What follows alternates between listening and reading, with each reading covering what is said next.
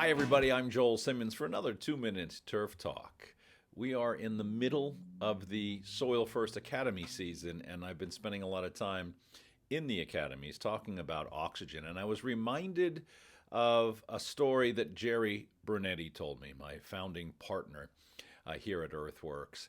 And I was fortunate enough to go back and look at the podcast that I did with a clip from Jerry called Still Learning with Jerry from July of 2020. And you can find that in the archives of the EarthWorks podcast series. But we talked about things like air management and water management and decay management, which is really the backbone of biological soil management, and then ultimately nutrient management. Take a listen to the clip, and I hope you enjoy.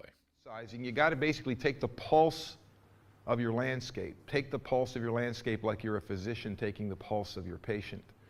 And ask yourself basically the question of what are your yield limiting factors? What are your yield limiting factors? And so he said that essentially you have to look at it from the standpoint of what biology really depends on first and foremost, secondarily, and then downstream.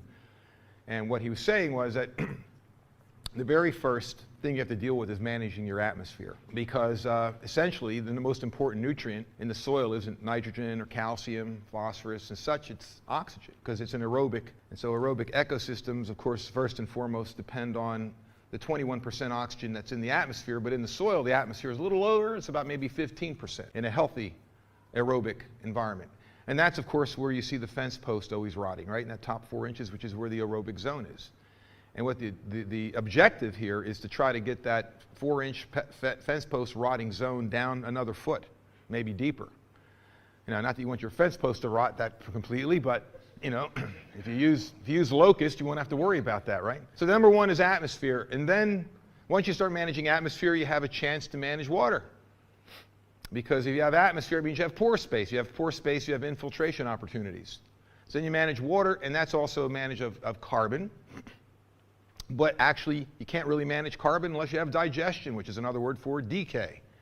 So you have to manage digestion, which is basically pulsing the root systems, getting the organic residues to decompose instead of burning them. I was realized now that in Australia, one of the farm papers I saw at the airport, there's seems to be more emphasis on stubble mulching, getting your stuff ground up so that there's more surface area so that the fungi, the bacteria can start breaking down these carboniferous residues from your previous crop. So there's more emphasis on that. And last but not least is fertility. And when you look at a lot of people who recommend how to grow a crop, and I was one of them once upon a time, it was fertility first. Whether you're an NPK manager or you're looking at other elements like calcium, phosphorus, zinc, whatever it might be. And it's not that fertility is of least consideration, it's that you can't really get good fertility returns on your investment if you don't have a good ecosystem that's embodied with the right kinds of atmosphere, the digestion, and the water management issues.